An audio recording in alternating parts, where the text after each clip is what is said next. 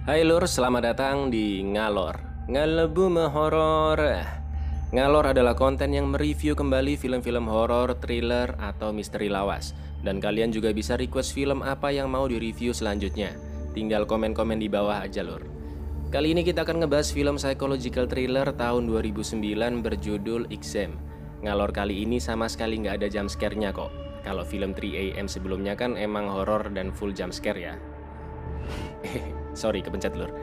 Exam menceritakan tentang 8 orang yang mengikuti tes kerja di suatu perusahaan dan mereka memiliki waktu 80 menit untuk menemukan satu jawaban dari satu pertanyaan yang diberikan. Anehnya, mereka ini disuruh jawab pertanyaan tapi kertas ujiannya kosong. Terus apa yang harus dijawab ya kan? Sebelum lanjut, ojo lali subscribe dan nyalain tombol loncengnya biar kalian bisa terus mengikuti update-update konten menarik kita yang selanjutnya. Kalau udah, langsung aja matikan lampunya, ambil cemilanmu, dan monggo sekecaaken.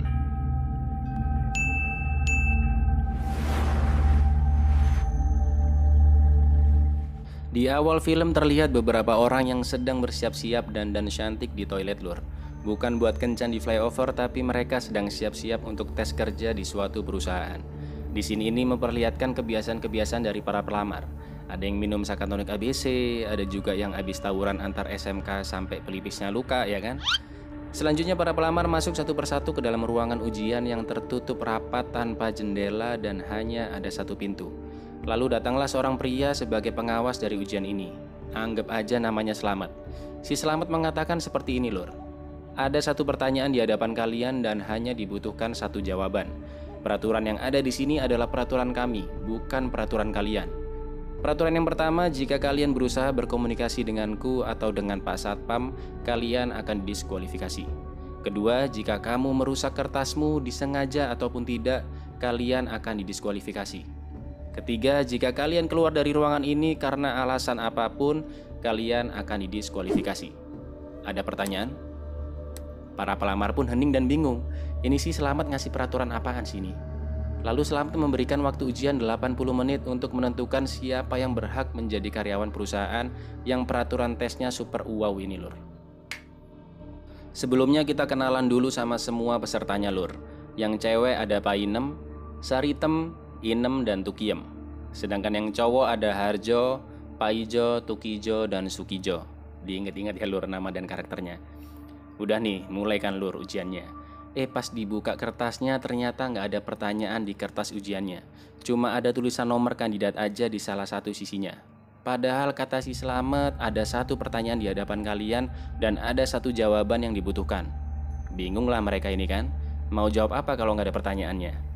Baru 2 menit berjalan, alih-alih Painem nulis Bismillahirrahmanirrahim di kertasnya biar ujiannya lancar, tapi tiba-tiba dia ditarik dan dikeluarkan dari ruangan oleh Pak Satpam. Jadi ini menandakan goresan tinta pulpen di kertas itu sama aja dengan merusak kertas Lur. Painem pun didiskualifikasi dan tersisa 7 pelamar. Mereka yang tersisa mulai berpikir apa yang harus mereka lakukan. Dan mereka menyadari ini bukan tentang apa jawabannya, tapi apa pertanyaannya. Si Harjo yang akhirnya sadar bahwa mereka harus bekerja sama untuk bisa mengetahui apa pertanyaan yang dimaksud. Dari gesturnya si Harjo ini emang kelihatan tipe orang yang cerdas sekaligus narsistik dan juga berbahaya ya Lur. Ya konflik nantinya pasti dari si Harjo inilah ya. Lalu mereka bertuju perlahan-lahan mulai memahami aturan mainnya. Saritem berpikiran bahwa mungkin saja ada pertanyaan tersembunyi di kertasnya. Mungkin dengan cara melihat kertas melalui cahaya akan memunculkan pertanyaan tersembunyi di kertas tersebut. Namun ketika semua kertas dicoba hasilnya nihil. Tapi yang mereka coba hanyalah lampu yang memang terlihat oleh mereka. Dan si Inem menemukan kaca lampu yang belum menyala di sela-sela tembok ruangan. Mungkin aja itu lampu X-ray atau ultraviolet yang tersembunyi. Itu berarti mereka harus mencari saklar Lur. Nah masalahnya nggak ada saklar di ruangan ujian ini. Lalu gimana kalau saklarnya di luar ruangan ujian? Ingat Lur, peraturan ketiga adalah If you choose to leave this room for any reason, will be disqualified. jadi pasti ada cara lain untuk menyalakan lampu tersebut. Mereka akhirnya mencoba menghancurkan semua lampu agar bisa gelap-gelapan dan bisa slowly dalam ruangan. Ternyata cara ini berhasil Lur. Cahaya biru ultraviolet keluar dari sela-sela ruangan secara otomatis. Namun cahaya biru juga tidak membantu sama sekali.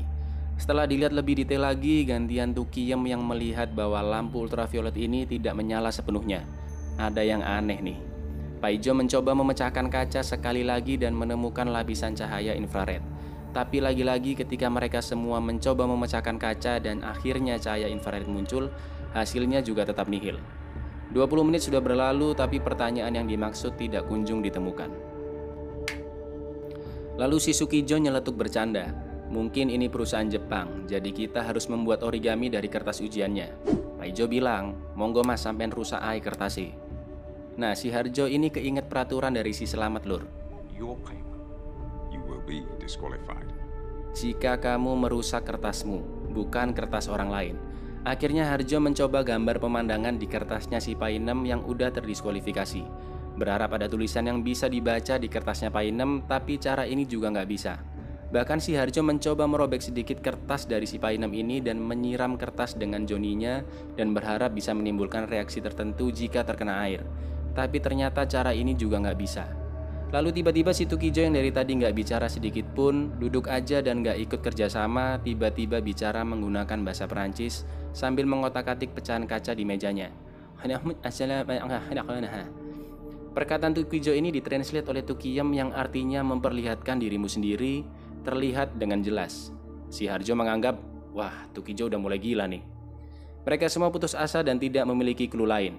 Mulailah banyak fakta-fakta terkuak di sini ini lur. Ternyata mereka berdelapan mengikuti tes kerja di perusahaan ini. Ada yang dipanggil secara langsung dan ada juga yang dapat spam email dari Lina Jobstreet. Dan ternyata perusahaan ini dibangun karena terjadi pandemik 10 tahun yang lalu dan mengakibatkan banyak orang yang meninggal. Sampai akhirnya ada seorang peneliti kedokteran yang mempatenkan sebuah antivirus dan peneliti ini berhasil mengurangi setengah dari angka kematian dalam waktu 6 bulan. CEO perusahaan ini adalah sang peneliti tersebut. Dan ini adalah perusahaan kesehatan tersukses saat ini dengan penghasilan luar biasa wow. Perusahaan ini berhasil membuat umur manusia lebih panjang dengan pengobatan yang mereka kerjakan. Setelah itu Saritem mencoba merogoh kantong dari Pak Satpam. Hei, ngapain tuh? Dia ingat bahwa peraturannya hanya tidak boleh berkomunikasi dengan Selamat dan Pak Satpam. Jadi ngambil barang-barangnya itu nggak dilarang ya lur. Dan Saritem menemukan korek api di situ. Wah asik bisa nyebat Samsu nih, kata Saritem. Mereka paham bahwa korek ini bisa memancing alarm kebakaran dan mengeluarkan air yang mereka percaya sudah dicampur dengan bahan kimia. Di mana mereka berpikir dengan cara tersebut kertas akan memperlihatkan tulisan tersembunyi, seperti kertas foto yang direndam di cairan kimia. Ketika mereka sedang bersiap-siap, si Tukijo berdiri dari duduknya dan menghampiri timer yang berjalan sambil melihatnya dengan teliti. Ada apa ya? Saritem yang berusaha memancing alarm tapi tidak sampai karena terlalu tinggi, dibantu Harjo dengan mengambilkan kertas agar api bisa lebih dekat dengan alarm. Bukannya pakai kertas si Painem yang udah terdiskualifikasi, malah pakai kertasnya si Saritem tanpa sepengetahuan pelamar lain. Saritem membakar kertasnya dan mengarahkannya ke alarm.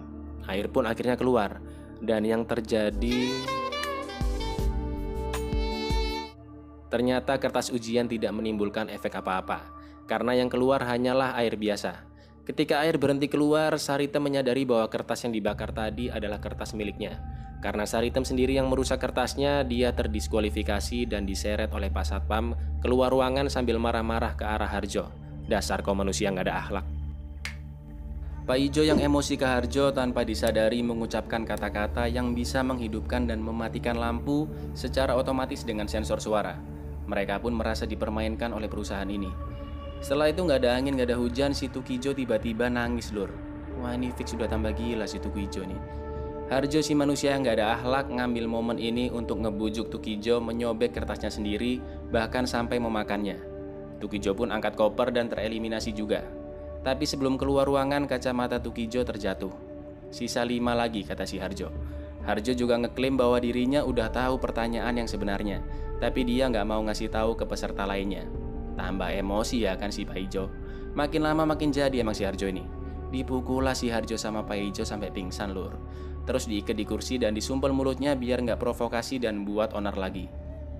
Waktu kurang 30 menit dan mereka belum menemukan petunjuk lainnya. Harjo pun akhirnya sadar dan dia memohon untuk diambilkan obat pil di sakunya. Ternyata si Harjo juga mengidap penyakit pandemik 10 tahun yang lalu lur. Dan cara pengobatannya harus terus mengonsumsi pil ekstra kulit manggis dari Mastin di tiap jamnya secara teratur. Pak Ijo setuju ngambilin obatnya, asalkan setelah itu Harjo ngasih tahu pertanyaannya. Tapi ketika obatnya dicari di saku Harjo, obatnya nggak ada lur. sampai akhirnya Harjo tidak sadarkan diri lagi. Tukiyem curiga bahwa Harjo hanya berpura-pura aja. Tukiyem mengira bahwa Harjo adalah orang dalam perusahaan ini dan ini salah satu permainan dari perusahaan. Tapi Sukijo menduga Tukiyemlah orang dalam sebenarnya. Karena Tukiyem yang paling cerdas dari mereka semua, ditambah lagi dia adalah orang psikologi yang mengerti banyak hal tentang sifat manusia. Tukijo langsung mengikat paksa Tukiyem dan memaksanya mengaku. Dan ternyata Tukiyem memang bekerja untuk perusahaan ini. Tapi dia bekerja bukan di gedung ini dan dia murni mengikuti tes untuk memperbaiki karirnya. Waktu tersisa 20 menit lagi. Sukijo yang ternyata dulunya seorang militer tanpa pikir panjang mulai menyiksa Tukiyem agar memberitahu apa pertanyaan sebenarnya. Tapi Tukiyem memang berkata jujur lur, dan tidak tahu apa-apa mengenai pertanyaannya meskipun sudah disiksa. Sukijo akhirnya berhenti menyiksanya dan mempercayai Tukiyem. Harjo yang sebelumnya pingsan mulai kejang-kejang karena efek penyakitnya yang menyebar ke seluruh tubuh. Karena obat penyembuh tidak ada di saku Harjo, mereka berempat harus menggeledah satu sama lain untuk mengetahui siapa sebenarnya yang menyembunyikan pil Harjo. Dan ternyata Sukijolah yang menyembunyikannya dengan cara menempelkan pil di bawah meja menggunakan permen karet. Ternyata Sukijo ini sama nggak ada akhlaknya kayak Harjo lur. Ketika pilnya akan diminumkan ke Harjo dengan jurus Chidorinya Sasuke, Sukijo memukul tangan Tukiyem dan obatnya terjatuh di lubang air. Harjo makin jadi nih kejang-kejangnya dan mulai mengeluarkan darah di hidungnya. Sedangkan pilnya tidak bisa diambil karena lubang airnya yang terlalu sempit. Tiba-tiba Tukiyem tanpa sadar bicara ke CCTV untuk menyelamatkan Harjo. Dan Tukiyem melanggar peraturan pertama. Yap, tinggal 4 orang sekarang. Inem, Paijo, Harjo, dan Sukijo. Si Inem yang dari tadi diam-diam aja mungkin karena kebelet berak, mengambil pil dengan tusukan rambut dan langsung meminumkannya ke Harjo. Harjo pun terselamatkan dan waktu tinggal 10 menit lagi. Karena waktu udah semakin mepet, Sukijo nagih janji dari Harjo untuk memberitahukan apa pertanyaannya. Dan Harjo mengatakan bahwa pertanyaan sebenarnya adalah tes ini dan jawabannya adalah kita sebagai peserta. Tapi Sukijo bilang kalau emang itu jawabannya, kita bukan jawaban tunggal dong, kita masih berempat nih. Sedangkan yang dibutuhkan hanya satu jawaban tunggal. Lalu si Harjo bilang, yap benar, hanya 1 orang. Dan Harjo langsung lari ke arah Pas Satpam untuk mengambil pistolnya dan berniat membunuh mereka semua. Tapi udah keburu dihalangi oleh Paijo. Dan Paijo langsung menodongkannya ke arah Harjo. Tapi pistol tersebut ternyata tidak berfungsi lur. Akhirnya gelutlah mereka bertiga ini kan. Si Inem cuma ngeliatin aja sambil ngasih support. Ayo semangat, kalian pasti bisa, ayo. Sampai akhirnya Harjo yang mendapatkan pistolnya kembali dan menyadari bahwa pistol tersebut hanya bisa digunakan dengan sidik jari dari Pak Satpam. Harjo meminta mereka keluar dari ruangan satu persatu atau mereka akan ditembak. Sukijo yang pertama diancam akhirnya keluar ruangan. Berikutnya Paijo. Tapi Paijo nggak mau keluar ruangan karena Paijo yakin Harjo nggak akan tega untuk menembak dia. Si Inem pun mengajukan diri untuk keluar duluan karena sudah muak dengan ujian ini. Tapi itu hanya tipu belakanya Inem. Ketika dia mau keluar ruangan, si Inem teriak, "Lights out!" dan lampu langsung mati. Harjo langsung menembak membabi buta ke arah Paijo dan ketika lampu menyala kembali, Paijo sudah tertembak. Harjo yang mengetahui Inem masih berdiri di samping pintu dan kaki sebelah kanannya masih masuk ke dalam ruangan, berusaha untuk menembak Inem. Tapi Harjo telat, waktu sudah habis. Dan Harjo mengurungkan niat untuk menembak si Inem. Harjo yang putus asa berusaha berbicara ke pengawas di balik ruangan untuk merekrutnya. Harjo yakin dirinya lah yang diinginkan oleh perusahaan ini karena sudah melakukan banyak hal. Tapi ternyata waktu belum habis lur. Masih tersisa beberapa detik dan digit detik tidak terlihat di timer ruangan ujian. Harjo melanggar peraturan pertama dan dia akhirnya terdiskualifikasi. Mampus lu Jo. Si Harjo juga menyadari ada tombol di atas timer dan tombol itu ternyata berfungsi untuk mereset waktu atau mempercepat waktu ujian. Si Inem bingung dengan apa yang terjadi dan Inem melihat kacamata Tukijo yang terjatuh di lantai. Inem pun mengingat perkataan Tukijo yang mengatakan terlihat dengan jelas. Inem pun mengambil kacamata serta pecahan kaca untuk melihat kertas ujiannya. Dan terlihat jelas dari kacamata Tukijo bahwa ada tulisan question 1 yang kecil sekali di kertas si Inem. Jadi apa maksudnya? Lalu tiba-tiba Selamat dan juga Tukijo masuk kembali ke dalam ruangan. Inem yang tiba-tiba teringat sesuatu langsung menghampiri Tukijo dengan percaya diri dan mengembalikan kacamatanya. Lalu Inem mengatakan, tidak, Itu adalah jawaban dari pertanyaan yang pertama kali kamu tanyakan. Karena pertanyaan yang sebenarnya, Lur, ternyata pertanyaan yang dikatakan oleh si Selamat ketika membacakan peraturan di awal. Any questions? Di ending film akhirnya terungkap bahwa Tukijo adalah pendiri dari perusahaan ini. Dan Tukijo memakai orang lain sebagai CEO palsu untuk menghadapi media 10 tahun yang lalu. Jadi pantas pelamar yang lain gak ada yang kenalin mukanya si Tukijo, Lur. Karena emang Tukijo gak suka ketenaran. Terus itu Paijo nasibnya gimana? Kan dia ditembak mati. Paijo nggak mati kok, Lur, karena ternyata di dalam peluru ditanam pil regenerasi sel super cepat. Dan ujian ini bertujuan untuk melihat bagaimana karakter sebenarnya dari para peserta. Lalu Selamat mengatakan kepada Inem bahwa produk hebat seperti regenerasi sel dan produk-produk langka lainnya akan bahaya jika jatuh ke tangan yang salah. Dan kami membutuhkan karyawan yang bijak, pendengar yang baik, perhatian ke detail-detail kecil, dan juga memiliki rasa kasih sayang terhadap sesama. Dan semua karakter tersebut ada di dalam diri Inem.